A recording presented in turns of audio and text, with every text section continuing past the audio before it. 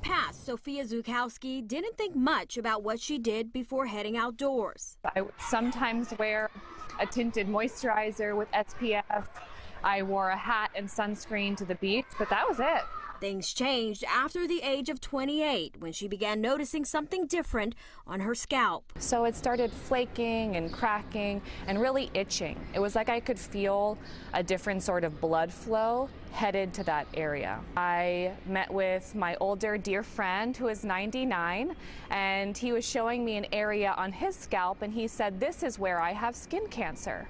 And I thought, oh, that really looks like what I have. After going to a dermatologist, she was told she had eczema, but she knew that wasn't right. She continued with the prescribed cream for a few months until she headed back to the doctor. When I came back in, nothing had really changed. In fact, it had gotten worse, it had gotten bigger, it was now bleeding, and I said, I really think that this is basal cell. I really think this is skin cancer. And she said, I think it's a fungal infection. After several misdiagnoses, Sophia pushed her doctor to do a biopsy. And that's when she found out that the spot on her scalp was in fact skin cancer, known as basal cell carcinoma. Sophia then sought out the help of a new doctor, Dr. Richard Torbic. They really took my body seriously, my health seriously, and also me.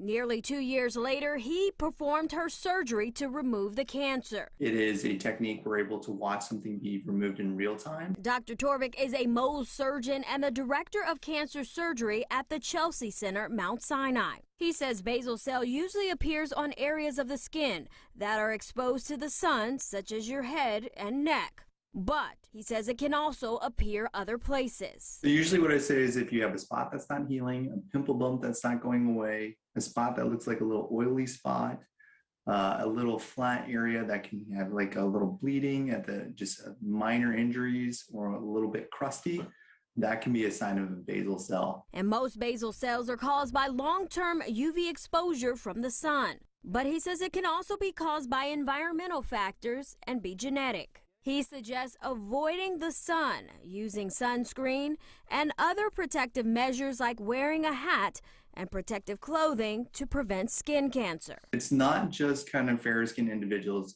Other individuals can get sun damage and skin cancer, and there can be different types of skin cancer in areas where the sun does not shine. Both he and Sophia say if you notice something different on your skin that doesn't seem right, get it checked out. And as you get ready to enjoy some fun in the sun, do your part to stay safe. I wear SPF 60 multiple times a day.